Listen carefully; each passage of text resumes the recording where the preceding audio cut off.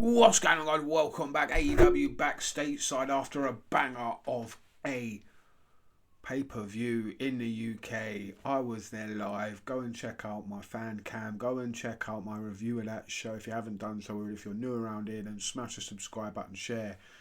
And let's get down to it, because they were in the ECW Arena in Philadelphia. And didn't that arena look great? The way it was all set out. It just looked awesome. Great setting for a pro wrestling show. Never been there before, but I know so much about that arena. There's history. The fans are packed in tight. The atmosphere comes across a lot better on TV, in arenas like in places like this, in arenas like this. I really enjoy shows like this so much better than watching a wrestling show take place in a massive soulless arena that has no history. No professional wrestling history. This was perfect. These are the sort of shows I really enjoy. They've already got me hooked. The fans were loud and rowdy and got into every match. They were really good tonight. They didn't hijack the show and start singing the same monotonous song at every wrestler.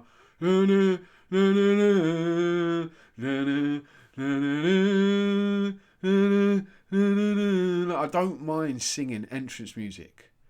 I really don't. Fans doing that, that's cool. I don't mind when they create clever songs with a bit of banter. But when it's the same tune over and over and over again with another wrestler's name put in, it's annoying. And when you're watching it on TV, it just makes you want to turn it off and turn over. It's not entertaining. But this show overall, I've got to say, was really enjoyable. Some really good matches, some excellent promos, but not everything was 10 out of 10. Let's not get that twisted. There could be room for improvement, let's say that, shall we? Room for improvement. Well, it's the fallout of Forbidden Door, and they begin with FTR in the ring with the ref from that tag match. And they're complaining that the legal man didn't get the pin. That's how this segment started, but it ended with the first match for All Out being made. Because here comes Cope from behind. Here comes Cage hitting what's his name? Stokely Hathaway with a unprettier or a kill switch. And then they attack, they brawl, and then the match gets made for All Out, which is pretty crazy. In Canada, it's going to be the first time Cope and Cage have tagged on a pay-per-view ever. That is one crazy stat. Got to say, I love the Derby video promo package they did after this. Whoever created that, well done. It was really well put together, really done well. Talking about he's going to take everything from Mox. This was a good way to set up the show. Then we got Moxley in a match against Daniel Garcia. And to be honest with you, I haven't been a massive fan of either of them in ring. But I've got to say, and I've got to admit, when it's a good match, it's a good match. And this was a good match. I really enjoyed how Daniel Garcia pushed Moxley to the limit and nearly got the win. I like Daddy Magic getting involved. I can take or leave Yuta and Marina. But it made sense them getting involved and Daddy Magic coming out and helping out his buddy Garcia. And he came so close. He came so close yet again to defeating Moxley. But Moxley found a way to win with a roll-up in the end. Then Yuta gets on the mic. And I've got to say, Yuta needs to stay away from the mic. Less said about that, the better. But we do get another return. Hook is back. Hook is back. But what was that ring music about? Why are we changing up his ring music? He had a great entrance music. Why did it need to change? There was nothing wrong with it. Nothing wrong with it. Why are you changing things? Why are you trying to fix things that ain't broken?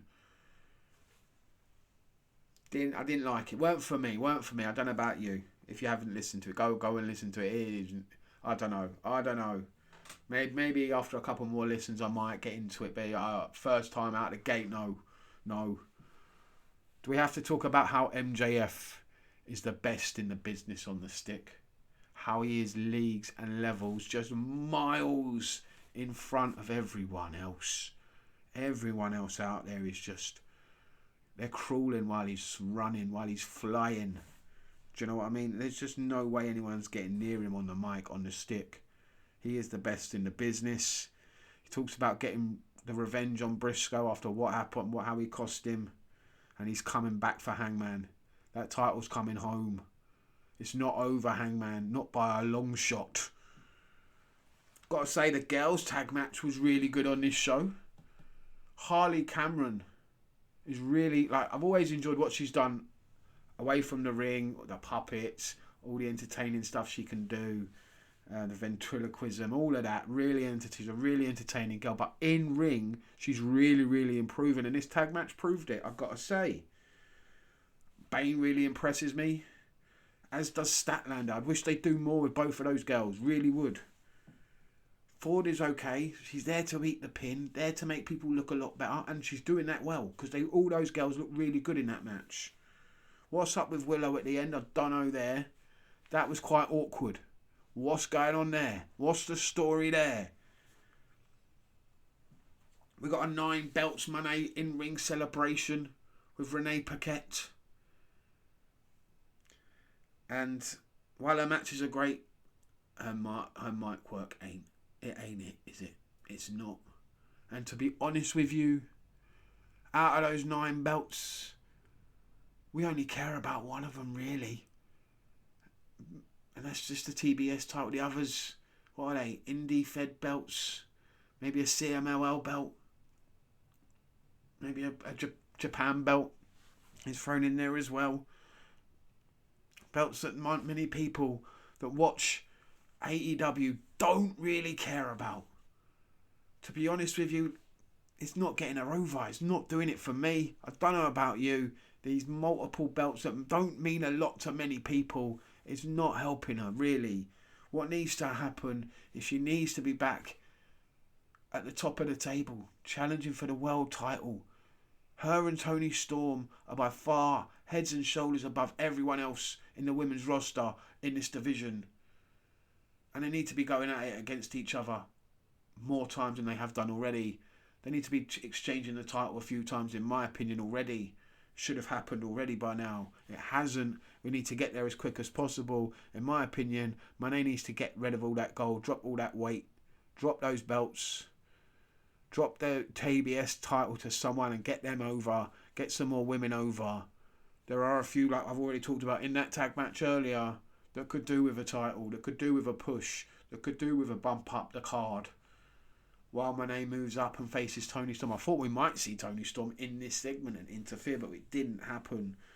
But in my opinion, those two need to be clashing quite soon at All Out. We need to be getting those belts off Monet and getting her the bigger one. The one that really matters. I'm pretty sure she wouldn't mind exchanging all those 9 belts for the big 1 belt. I think that's what really needs to happen. Mark Briscoe added to the list of fire promos on this show. He wasn't on the show. He was somewhere else at home. Looks like he's had a new baby. Another one to add to the list there as well. Just not stopping, his poor wife. But he let it known the reasons why he cost MJF. We all know why he did that. And he's going to get more from MJF again. It ain't over between those two. Not by a long way. But he wants gold as well. He wants to prove that he can win the big one, and he challenges Kyle Fletcher to a match. Can't wait to see that. I like to see them do more with Mark Briscoe. He's such a great character. Just do more and more of him. He's got such a good story there as well. Yeah, can't wait to see if Mark Briscoe can win that TNT Championship against the phenomenal Kyle Fletcher. I got to say, the Don, talking about Kyle Fletcher, we got to talk about the Don Callis family. Fletcher weren't on the show tonight, but the Don Callis family were, and they're looking even more dominant. Even more dominant than ever. And on this show, that's even without, like I said, Kyle Fletcher being there. Like one of the big hitters. They had a few big hitters missing. First off, they win a really exciting 8-man tag match. It really was a good... I wasn't expecting big things from an 8-man tag match, but it was good. You can't deny that. the people involved in that match made it really good, in my opinion. Look at who was on the Don Callis side. We had Hechicero, you had Okada, you had Takeshita, you had Josh Alexander. On the other side, you had two tag teams in Jet Speed and the new tag team champions in Brodido. It made for a really good 8-man tag match, especially when you're throwing in there the dissension, teasing that within the Don Callis family already. There's problems within the family already. There's egos clashing already. It was bound to happen when you've got the likes of Okada and Takeshita on the same team. It was bound to happen at some point. Look at Okada and what he is and what he's doing at the moment. And then you've got Takeshita, the G1 winner. His ego is bigger than it's ever been. Same for Okada at the moment. After holding on to that unified championship, still no one can beat him. These two came to blows nearly. Throughout the match, they proved they couldn't work together. It ended up with Okada shoving Takeshita, and they had to be pulled apart and split apart by the other members of the family. But still, the Don Callis family, found a way to win, with Josh Alexander picking up the win over Speedball Mike Bailey. My only problem with this match was Brodido being in the match. I understand why Bandido's in there. He's got a title match. He is the ROH champion, and he's defending it against Hechicero at Death Before Dishonor on Friday. So that kind of made sense why he's in there, and they're building up for that match. But the newly crowned tag team champions, in my opinion, kind of felt like a bit of an afterthought.